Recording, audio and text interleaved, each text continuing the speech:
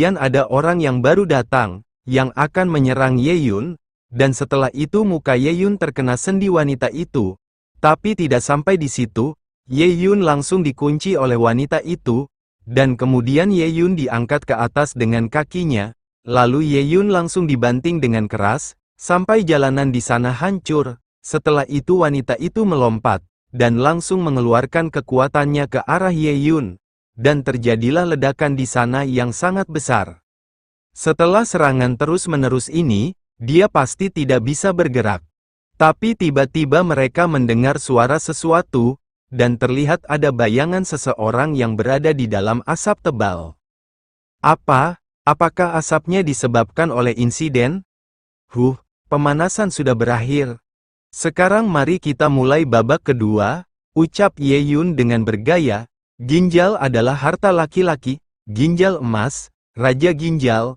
Untuk pertama kalinya, cadangan yang Qi melebihi 100 kali rasio, mengaktifkan fungsinya. Tubuh emas yang dihasilkan memiliki karakteristik pria terkuat. Tubuh emas, menggunakan 100 kali yang Qi sebagai tenaga penggerak, dan mengubahnya menjadi kekuatan 100 ginjal. Konyol, tapi ia telah menyusut dari pria kuat menjadi pria berotot kecil. Asapnya begitu mencolok, hanya untuk membuktikan bahwa kau menyusut. Lalu saat Ye Yun melirik ke belakang, Ye Yun melihat Ye Wuying dan lainnya sedang bersembunyi, dan Ye Yun bergumam, sangat bagus, mereka berdua bersembunyi, luka Ye Wuying belum sembuh, dan ibunya harus merawat putri kecilnya. Kalau begitu, biarkan tubuh emasku datang dan bertemu denganmu. Tapi A, B, C dan D tidak takut, lalu langsung maju untuk menyerang Ye Yun. Dan Ye Yun yang melihat salah satu orang sudah dekat di hadapannya. Ye Yun langsung menguppercut orang itu, dan setelah mengurus orang itu, Ye Yun langsung mengarah kepada pertama, lalu langsung melesat ke depan dengan cepat. Dan kemudian memukul pertama sampai menjadi sundel bolong. Tapi tidak sampai di situ, karena Ye Yun menyadari ada satu orang lagi yang berada di sampingnya. Lalu saat wanita itu berada di dekat Ye Yun, wanita itu menghentikan larinya. Kemudian wanita itu memegang tanah di bawahnya, untuk bisa melesat ke atas Ye Yun. Dan wanita itu akan kembali menyerang menggunakan lututnya. Tapi Ye Yun bisa menangkisnya dengan mudah, dan wanita itu yang melihat itu mengeluarkan pisaunya. Kemudian langsung mengarahkannya ke arah Ye Yun, sampai akhirnya dia berhasil mengenai muka Ye Yun. Tapi ternyata pisau itu bisa ditahan Ye Yun dengan menggigitnya, dan melihat itu wanita itu melepaskan pisaunya, lalu akan menyerang kembali menggunakan tangannya, dan saat jarinya sudah dekat di hadapan Ye Yun langsung menghempaskan tangan wanita itu, sekaligus berhasil memegang kakinya. Setelah itu Ye Yun mengambil pisau yang dia gigit tadi, lalu Ye Yun langsung menyerang wanita itu dengan pisaunya, sampai-sampai wanita itu terpental ke belakang. Orang ini, kenapa bisa sangat kuat? Dan setelah mengurus orang-orang tadi, Ye Yun langsung menatap kepada orang terakhir. Bagaimana mungkin? Dia terlalu kuat. Sekarang kau satu-satunya yang tersisa, dan inilah waktunya untuk pertarungan terakhir. Tapi dengan membagongkannya, orang itu malah berlutut di hadapan Ye Yun. Sungguh kematian yang tragis bagi kalian semua. Sekarang, aku satu-satunya yang tersisa. Aku meminta untuk mengumpulkan tubuh orang yang aku cintai sebelum memulai pertempuran terakhir. Kau, berhenti menangis, dan pergi kumpulkan mayatnya. Mendengar itu mertuanya berkata, bodoh, hentikan orang itu. Hei, ibu mertua, yang sudah mati adalah yang paling penting. Mendengar itu mertuanya berkata, idiot, ketika dia mengumpulkan tubuh lainnya, dia akan menjadi tubuh yang utuh. ABCD, 4 penjaga Dharma paling terpercaya dari Raja Xiliang. Rumor mengatakan bahwa mereka berempat lahir kembar 4 dan memiliki komunikasi telepati satu sama lain sejak kecil. Ketika mereka dewasa, mereka membangunkan Pahan Tasem yang sama pada waktu yang sama. Dikabarkan bahwa mereka berempat dapat bergabung satu sama lain, selama ada satu yang selamat, dia dapat mengintegrasikan kerabatnya yang sudah mati ke dalam tubuhnya. Orang mati dapat dengan cepat pulih dari luka mereka, dan setelah fusi Ventiem, kekuatan tempur mereka akan meningkat secara eksponensial. Apa-apaan itu? Ada juga fantasi gabungan seperti itu. Ini adalah kekuatan lengkap dari ABCD-ku. Sekarang, mari kita mulai ronde kedua. Kemudian orang itu langsung melesat untuk menyerang Ye Yun. Tapi Ye Yun yang melihat itu bisa menahannya dan menghindarinya, tapi setelah itu Ye Yun dibuat sangat terkejut, dan orang itu yang melihat itu hanya tersenyum kecil, kemudian orang itu langsung memukul Ye Yun. Setelah itu Ye Yun merasakan kalau pukulan orang itu semakin kuat, tapi Ye Yun masih bisa menahannya, dan tidak sampai di situ, karena tiba-tiba tangan orang itu memunculkan tangan yang lainnya, dan Ye Yun yang melihat kejadian itu langsung menjaga jarak. Apa ini? Lengannya tumbuh dengan liar? Tidak, bukan hanya lengan, lalu terlihat orang itu memunculkan saudaranya di belakangnya. Lalu Ye Yun berpikir, sebaliknya, itu menghasilkan orang yang hidup. Dia adalah orang yang lehernya patah di babak pertama. Apa itu kekuatan siput tak terbatas? Selama ada satu orang, masih mungkin untuk membangkitkan kerabatnya di dalam tubuhnya. Kombinasi dari 4 fase Dharma benar-benar sesuatu. Yang pertama kembali hidup adalah A, jadi yang kedua adalah B. Bagaimana dengan yang ketiga? Dia masih hidup, itu dia D. Apa mereka hidup kembali dengan urutan A, B, C, dan D? Aku harus memikirkan cara untuk memecahkan ini, atau itu akan menjadi perang tanpa batas untukku sendiri. Mari kita mulai putaran kedua. Aku harus menyelesaikan 4 pada saat yang sama. Akankah ada kesempatan seperti itu? Setelah itu terlihat mereka semua sudah mulai melesat untuk menyerang Ye Yun, tapi Ye Yun yang melihat itu langsung mundur ke belakang. Ibu mertua, bantu aku.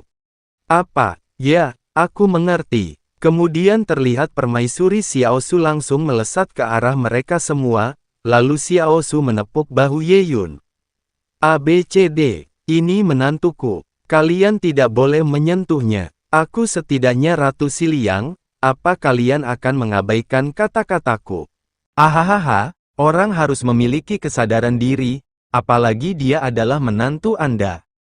Bahkan Anda tidak bisa melindungi diri Anda sendiri. Tangkap ratu dan kembali ke istana, babi itu juga tangkap hidup-hidup. Ibu mertua, hati-hati, ucap Ye Yun yang menahan pisau itu. Setelah itu Ye Yun yang melihat itu sangat terkejut. Selain itu ABCD juga sangat terkejut. Tapi ada yang berkata, celah. Kesempatan bagus, dan kemudian mereka langsung meluncur ke arah Ye Yun. Tapi Ye Yun yang melihat itu langsung memukul kepala orang itu. Sampai-sampai orang itu terpental ke belakang. Tapi tiba-tiba ada seseorang yang akan menyerang Ye Yun dari samping. Dan Ye Yun yang melihat itu mengarahkan tangannya ke arah orang itu, lalu langsung mencekiknya dengan kuat. Setelah itu ada satu orang lagi yang melompat ke bahu Ye Yun, dan kemudian orang itu langsung menusukkan pisau ke bahu Ye Yun. Tapi tidak sampai di situ, wanita itu mengayunkan kembali tangannya, dan kita tidak tahu itu dipotong atau bukan, karena tidak kelihatan. Ini, tanganku. Sialan. Pergilah ke neraka, ucap Ye Yun yang mengarahkan tangannya, kemudian Ye Yun langsung mencekik wanita itu dengan kuat. Aku akan membunuhmu, dan si A yang melihat itu berkata, kesempatan bagus. Pergilah ke neraka, kemudian terlihat di depan Ye Yun ada pisau yang akan menusuknya. Tapi saat Ye Yun akan tertusuk pisau itu, tiba-tiba orang itu berhenti bergerak, kemudian Ye Yun tersenyum kecil. Lalu Ye Yun menjelaskan, kalau orang itu sudah terjebak oleh perangkapnya. Setelah itu orang itu sangat terkejut dan bingung, lalu bertanya, dari mana datangnya serangan itu? Ini, sebuah tangan, lalu Ye Yun berkata, Apa hanya karena aku tidak terkalahkan dalam pertarungan jarak dekat, kamu mengira aku adalah tipe kekuatan? Sayang sekali, aku bukan seorang pejuang, tapi aku seorang pembunuh yang tidak terlihat. Sebelumnya, aku hanya meminta ibu mertuaku untuk memberiku uluran tangan. Dia hanya menggunakan gambaran dharmanya untuk memberiku sebuah lengan buatan imajiner yang akan dipotong. Kau salah mengira bahwa aku ada kekurangan fatal. Aku menggodamu untuk menyerang tanpa takut mati. Orang selalu suka bertaruh, kali ini, kau kalah taruhan. Ye Wuying, ibu mertua, kami siap melarikan diri setelah ini diselesaikan. Hei, kenapa ekspresimu seperti itu? Kemudian Ye Wuying menyuruh Ye Yun hati-hati di belakang. Dan benar saja, di belakang Ye Yun sudah ada Ye Lu Labuzang. Lalu Ye Lu Labuzang tidak banyak cincong langsung menebas kepala Ye Yun dengan pedangnya. Kemudian Ye Lu Labuzang berkata, sungguh memalukan jika seorang pembunuh bisa dibunuh dari belakang. Yang mulia Ye Yun, Anda juga kalah taruhan kali ini. Yang mulia Ratu, kembalilah bersamaku ke tempat yang harus Anda tuju sekarang. Jika lengannya bisa dipalsukan, lalu kepalanya juga bisa disamarkan. Potong saja tubuhnya menjadi beberapa bagian dan semuanya akan aman. Kamu menemukan semua ini, kamu bahkan tidak akan melepaskan tubuhnya. Kemudian Ye Lu Labuzang langsung menusuk kepala Ye Yun. Kali ini dia benar-benar sudah mati. Aku tidak punya kebiasaan bergosip dengan semua musuhku, apalagi musuh yang masih hidup. Ratu Xiaosu, aku memberimu kesempatan, tapi sepertinya kamu tidak melakukan apa yang aku inginkan. Apakah kebaikanku yang dulu memberimu alasan untuk bertindak sombong? Maka aku akan menggunakan metode berdarah besi untuk melawanmu. Itu masih perjanjian awal, aku akan menyiapkan formasi pengorbanan, dan kau akan menggunakan hidupmu untuk mendapatkan kunci sebagai ganti nyawa putrimu Gesang. Kali ini sedikit beda, sekarang aku akan mengambil nyawa putrimu yang lain, Ye Wuying, sebagai hukuman atas perilaku bodohmu. Kemudian Ye Lu Labuzang menodongkan pedangnya kepada permaisuri Xiaosu. Kau dan Ye Wuying sudah bertahun-tahun tidak bertemu, jadi hubunganmu pasti menjadi sangat lemah. Kematiannya sebagai hukuman sangat cocok untukmu. Tapi tiba-tiba ada seseorang yang berkata, tidak seperti kamu. Aku hanya suka ngobrol omong kosong dengan musuhku, dan Ye Lu Labuzang yang mendengar itu sangat terkejut. Tentu saja, hanya untuk musuh yang hendak bersendawa, ucap orang itu sambil menusuk Ye Lu Labuzang. Kamu, ini adalah rencana yang ampuh dan bagus. Benar sekali. Aku memanfaatkan kepuasan dirimu. Orang secara tidak sadar merasa bangga karena mengetahui tipu muslihat musuh. Ketika kamu mengetahui tipu muslihatku tentang penggantian kepala palsu, rasa kepuasanmu mencegah Anda menghancurkan mayatku lebih jauh untuk memastikan kematian mutlakku. Tapi siapa bilang aku hanya punya 2 kepala palsu? Saat itu, ibu mertuaku membuatkan 4 kepala palsu untukku. Itu sebuah entitas. Ye Lu Labuzang, kamu sudah mati. Ye Lu Labuzang berkata, ya, cedera seperti ini pasti akan menyebabkan kematian. Kamu sangat kuat. Tubuh Perdana Menteri Dharma membunuh tentara yang bertanggung jawab. Lalu kenapa kamu tidak begitu peduli? Bisakah kamu menganggap kematian sebagai rumah, dengan sikap yang begitu keren? Aku tidak percaya, haha, jangan gugup. Kamu memang membunuhku yang memimpin tentara, tentu saja, hanya aku yang memimpin ketentaraan. Ye yang telah melakukan hal semacam ini lebih dari 10 tahun yang lalu. Bajingan, orang-orang Siliang mempunyai daya tembak yang terlalu besar. Tunggu sebentar lagi, Tuan Ye yang akan segera tiba. Ini, batu beterbangan. Bodoh, ini adalah pembebasan tentara Tuan Ye yang... Inikah kekuatan raja yang mengendalikan tentara? Penampilan Dharma Guru Ye Yang, Paus Chang pengendali bumi dapat menguasai daratan. Saat dia memimpin tentara, dia bahkan bisa bergerak puluhan mil melintasi benua untuk menyerang. Apakah ini sebuah benua? Lari cepat, Ini adalah serangan yang hanya bisa dilakukan oleh Raja Prajurit. Lari, bagaimana cara larinya? Setiap orang dalam radius puluhan mil akan terpengaruh. Tuan Labuzang, gunakan kekuatan militermu yang tak terkalahkan untuk memikirkan cara. Kita akan hancur berkeping-keping. Raja pasukan, menarik, kemudian Yelu Labuzang memegang pedangnya, lalu langsung menggunakan kekuatan tebasan yang sangat dahsyat. Siapa yang datang? Berjalanlah di gunung dan berhenti di atas angin. Kamu prajuritnya, atau kamu rajanya? Beihan Zangbing, kamu adalah Ye Yang. Kemudian terlihat Ye Yang menatap Yelu Labuzang. Dengan kesal, Ye Yang menyebut nama Yelu Labuzang, kemudian Ye Yang langsung melesat dengan cepat ke arah Yelu Labuzang. Melihat itu Yelu Labuzang bersiap untuk melawannya. Kemudian terjadilah ledakan yang sangat besar di sana. Setelah itu terlihat Yelu Labuzang terluka oleh Ye Yang. Luar biasa, kamu bukan hanya seorang pemula. Kamu sekuat seorang prajurit yang telah berlatih selama ratusan tahun. Sungguh menakjubkan. Aku kalah kali ini, tapi aku akan mengirimkan seseorang yang lebih kuat. Sampai jumpa lagi. Kemudian berpindah di paviliun di halaman belakang istana Xiliang. Mengapa sang jenderal tampak begitu sedih? Tapi apa yang terjadi? Lalu dengan kesal Yelu Labuzang berkata, klon yang aku kirim sudah innalillahi. Tanpa diduga, aku mengirim tiruan dari komandan, tetapi seseorang benar-benar membunuhnya. Apa? Beihan sebenarnya punya orang seperti itu? Raja Dingin Utara adalah pria yang menarik. Dan terlihat ternyata yang dibunuh Ye Yun adalah klon Yelu Labuzang. Hei, apakah kamu bercanda? Klonmu memiliki kekuatan Raja Senjata? Orang ini, mungkinkah dia telah menjadi abadi, kemudian berpindah di kawasan perumahan kota Kekaisaran Xiliang? Kita bisa bersembunyi di kabin terpencil ini untuk sementara waktu. Mari kita pulihkan luka kita dulu, lalu kita lihat apakah ada peluang untuk melarikan diri. Ibu, apa yang terjadi dengan pria Yelu Labuzang itu? Apakah itu tiruan? Terlebih lagi, ada apa denganmu dan ayah mertua?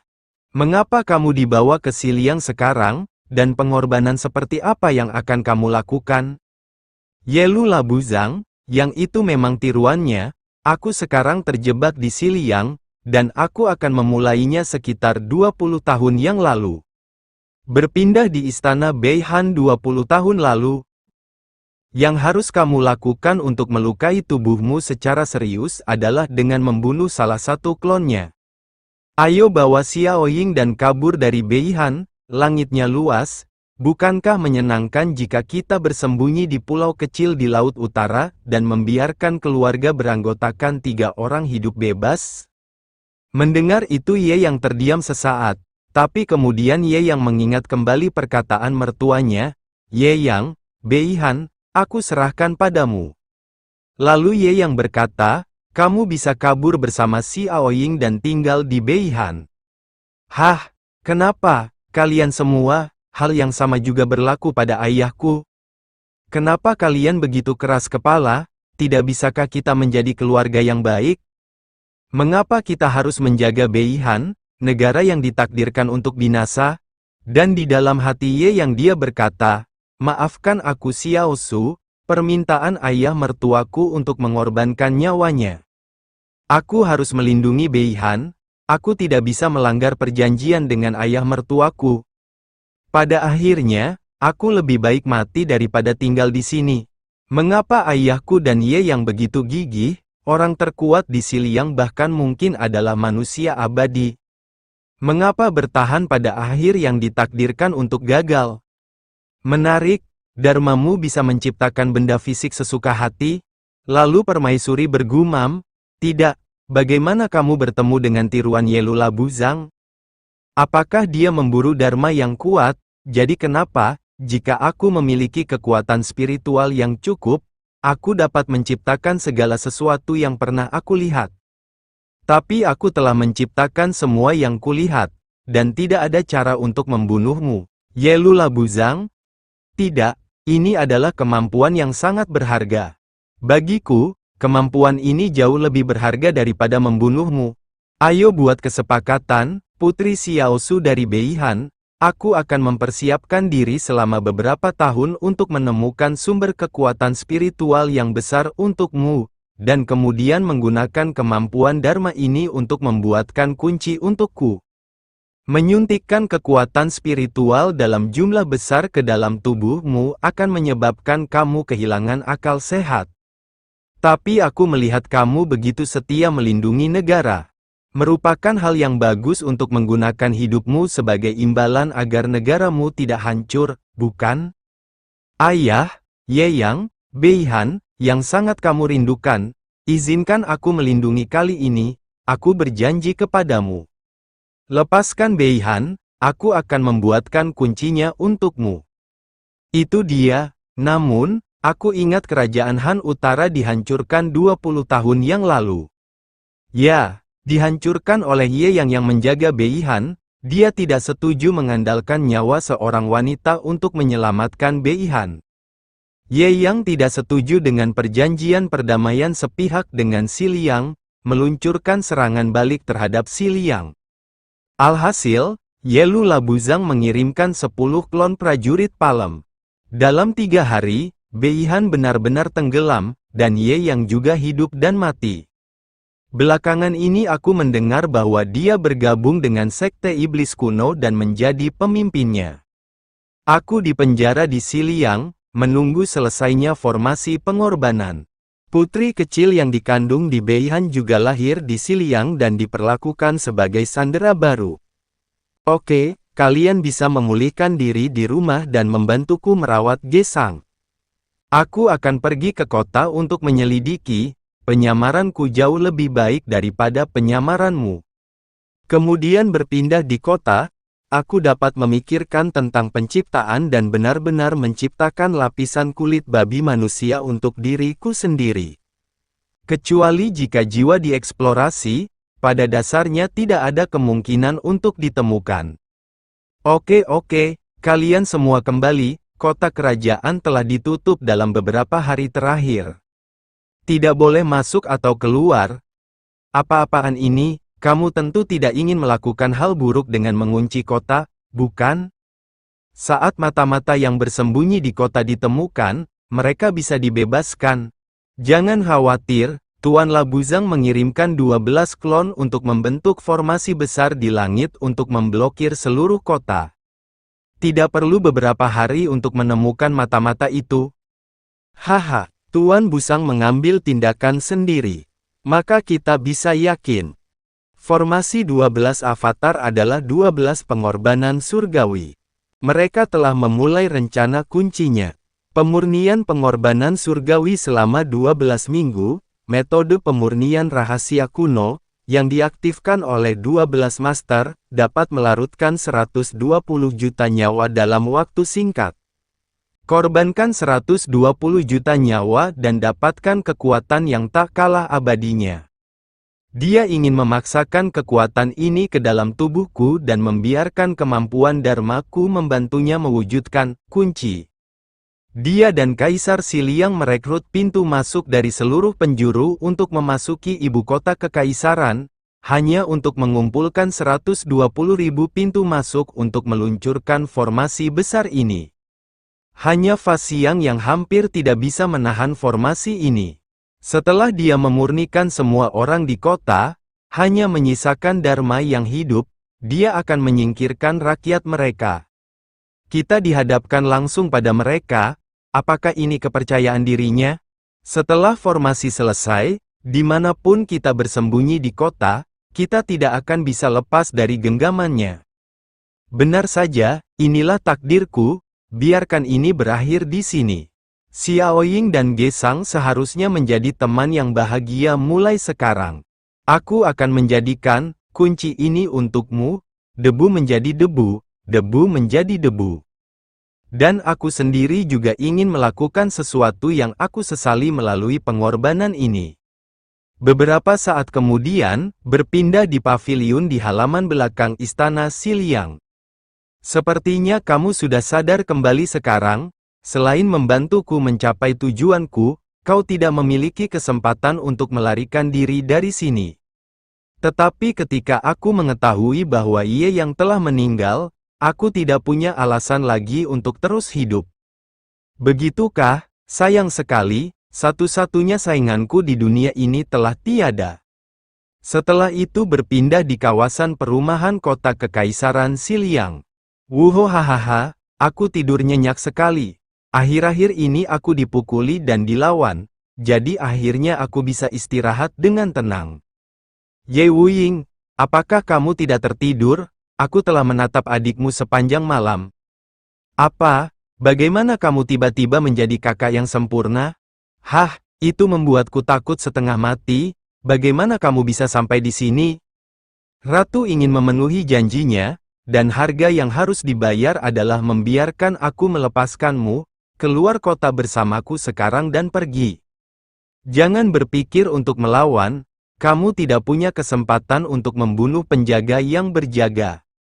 Ayo pergi. Kemudian terlihat di gerbang sisi kota Kekaisaran, terlihat penjaga di sana sedang menutup gerbang.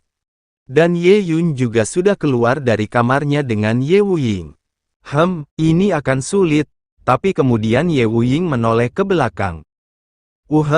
Bibi Yuan, kamu akhirnya sampai di sini? Lewat sini. Adikku bisa dipindahkan ke luar negeri dulu. Siapa ini? Dia adalah Bibi Yuan, salah satu dari 4 raja surgawi dari kultus iblis. 4 raja surgawi. Bagus sekali. 4 raja surgawi yang saya temui sebelumnya semuanya sangat kuat. Dengan orang ini, kita bisa dianggap sebagai pemain tim yang besar. Meskipun aku tidak tahu apa yang kamu bicarakan, tapi adik kecil ini. Aku tidak memiliki banyak kemampuan bertarung, hanya kemampuan bertarung biasa, yang jauh tertinggal dari guru Dharma tertinggi seperti Pangeran Zhao. Aku bertanggung jawab atas komunikasi seluruh sekte iblis, Dharma surat sarang layang-layang. Dharma dapat terpecah menjadi puluhan juta layang-layang di seluruh dunia, dan sangat mudah untuk menyebarkan berbagai informasi.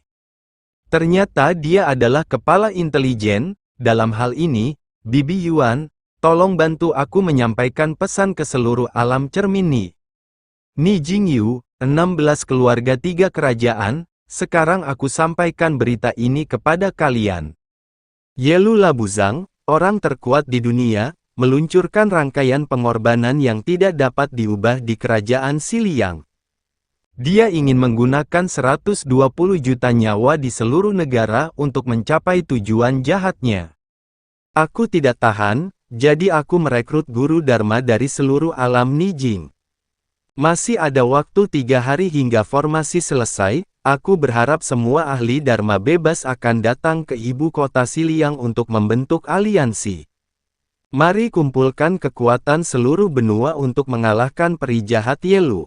Dan aku akan menawarkan 99 dan 80 ramuan tingkat bumi untuk digunakan para pahlawan abadi sesuka hati. Tentu saja, tidak perlu khawatir mengira aku sedang melukis kue, karena aku adalah alkemis nomor 1 di daratan Tiongkok. Tentu saja, kalian juga bisa meneleponku, dan Xian Yeyun. Dan di sisi Yelu Labuzang, dia berkata, "Oh, menarik, dia ingin meminjam pasukan dari seluruh benua untuk membunuhku. Si bodoh itu, mungkin dengan cara inilah aku bisa mempercayakan kedua putriku dengan aman. Haha, kalau begitu aku akan menunggu aliansi pembunuh abadi mereka. Gunakan darah mereka sebagai hadiah bagiku untuk membebaskan guruku." Setelah itu berpindah memperlihatkan Bibi Yuan, "Nah, beritamu telah disebarkan ke seluruh dunia oleh jutaan burung." Itu saja Bibi Xie Yuan. Berapa banyak orang yang bisa datang tergantung takdir, jadi lakukan persiapan dulu. Ye Wuying, ayo pergi dan buat alkimia bersamaku. Kenapa kamu memintaku membuat ramuan? Bolehkah aku membawakanmu teh untuk menyeka keringatmu? Tidak, aku tidak punya cukup energi yang, jadi aku ingin memerasnya keluar dari kamu. Kalau tidak, aku tidak bisa bertahan. Oke, kamu orang tua yang menderita gagal ginjal. Kemudian berpindah di hari ketiga. Ibu kota kerajaan Xiliang telah tiba. Kamu penggagasnya, dan Xian Yeyun. Siapa kamu? Bisakah Anda memberi tahu saya nama Anda? Seorang kultivator biasa, Liang. Tanda Dharma, lebah sedih yang langsung mati. Terima kasih banyak, Saudara Liang, karena telah datang ke pertemuan ini. Aku akan memberikan kamu pil roh surgawi tingkat bumi untuk mengungkapkan rasa terima kasihku. Seperti yang diharapkan dari alkemis immortal yang dihormati sebagai master alkimia nomor 1 di daratan, dia menghabiskan banyak uang. Haha, ini hanya hal sepele, dianggap saja makna sedang. Tapi tiba-tiba Ye Yun menoleh ke belakang. Apakah pengorbanannya sudah dimulai? Penghalang yang menghalangi kita telah lenyap. Yelu Labuzang juga kehabisan akal. Sekarang setelah formasi pengorbanan diaktifkan sepenuhnya, ini adalah saat yang tepat bagi kita untuk menerobos. Ayo, aku tidak bertanya tentang jalan kembali ke sini, aku hanya ingin membunuh makhluk abadi yang jahat. Dan video bersambung, terima kasih yang sudah menonton video ini sampai habis. Dan jika kalian suka dengan cerita manhwa ini, jangan lupa like dan komen, supaya Mimin semangat untuk melanjutkan alur cerita manhwa ini. Bye-bye.